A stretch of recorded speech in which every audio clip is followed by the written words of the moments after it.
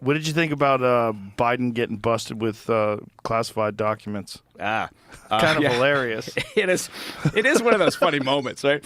Regardless of I don't think they're not gonna knock down the doors at the University of Pennsylvania where they found these things, right? At some think tank that they'd set up, and so that's not going to happen. But it is kind of fun to look at and think, oh, really? But the truth is, it happens with every administration, right? Document control isn't that difficult, right? You should be able to know which documents are secret, put them in a box over here, top secret over here, and then special code word, put them over here. And you account for all those documents. That's the way that you do it. But it seems like every administration has this problem. What do they do at the think tanks? Well, there's a lot of ruminating. A shit ton of ruminating. What's nearly 10 documents? Almost 10. It's 7. Yeah. One was incomplete. One they hadn't finished yet. What does that mean? Yeah. Nearly 10. Nearly Yeah. 10. Oh. Yeah. If you say nearly 1 million, I'll go, wow, that's pretty impressive. You say nearly 10. I'm like, can you count? Tell me the number, you fuckheads. It was the Penn Biden Center for Diplomacy and Global Engagement. So what happens there?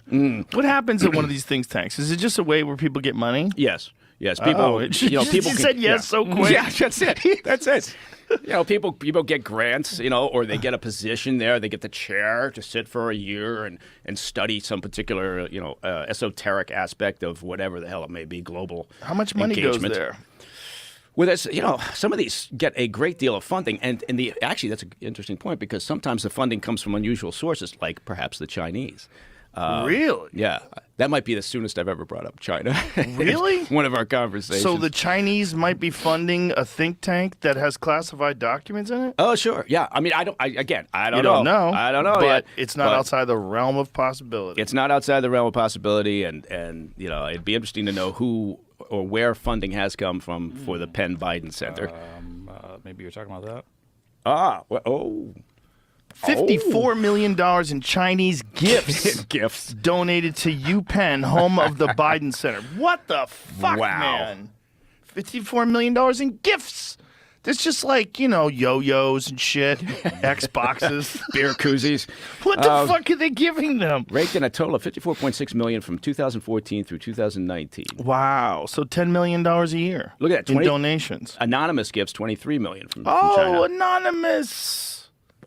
$23 million in anonymous gifts. That to me is more interesting than the fact that he had almost 10 documents there. Because, again, every administration does it. It would have been amazing if Biden hadn't had classified documents sitting somewhere. President Obama had the same issue.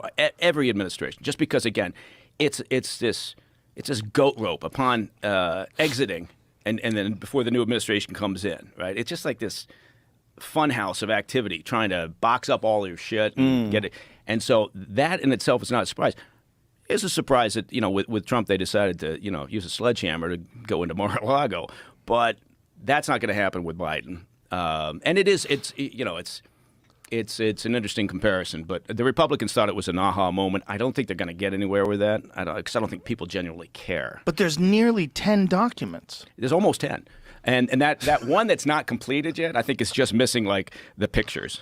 It says everything's been written in it. What's crazy is that the documents being there are the big story, not that China gave them $50+ million. That should be more of a story. That's a big goddamn story, and that seems to be par for the course, right? Well, yeah, whether it's the Clinton, foundation or initiative, or whether it's pick any think tank. That would be a really interesting study by some intrepid, curious journalists who wanted to dig into the top 12 think tanks in America and where does the money come from, and then compare that to what policies are they pushing out the door, who are they trying to influence, right? Because every one of these has some agenda or some point of view. So I don't know. Think tank sounds good. I'd love to be a part of a think tank. Doesn't that sound good? What do you do? Work for a think tank. Oh, you must be smart as fuck. I was going to say, it makes you sound intelligent. Makes you sound like you're getting shit done. I'm working for a think tank. Yeah. You know what I'm doing? I'm putting out a policy paper. Oh. Ooh. Well, now. So this Biden Penn think tank, what did they promote? Like, what did they? Let's see if we can find out what $54 million from China gets you. Yeah, maybe we can find one paper that they wrote. Yeah, there's Yeah, gotta be that would be something. good. You know, Huawei ain't so bad. That's the name of the title. That's the title of the paper. That's my Huawei. Yeah. What's great? I was just reading about Huawei that even despite the U.S. sanctions, despite the fact that Google won't let them use the Google Android system or the Google Play Store, rather, they're still killing it. They still have an enormous market share, which leads me to believe that if this didn't happen, they'd probably be number one in the world.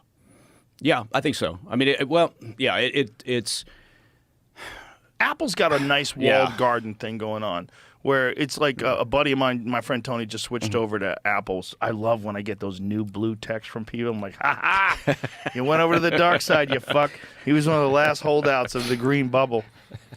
But they're so good at keeping you in there because your photos all go to the iPhoto, and I use Notes. Like for comedy, it's like the best thing. But I also use Evernote. You can switch Evernote in between platforms, but it's so easy to keep people because there's so many benefits to iMessage. There's so many benefits to AirDrop, and we're all fairly simple, right? Once you get into a habit. Right? Yeah. You don't want to change. It's like saying, okay, we're going to upend our computer systems at the company and go with a new product. Yeah. No, we're not. No. Do we really want to? So with the phones, I mean, shit, we got for Christmas, we got the two youngest ones, Muggsy and Sluggo. We got iPhones for them.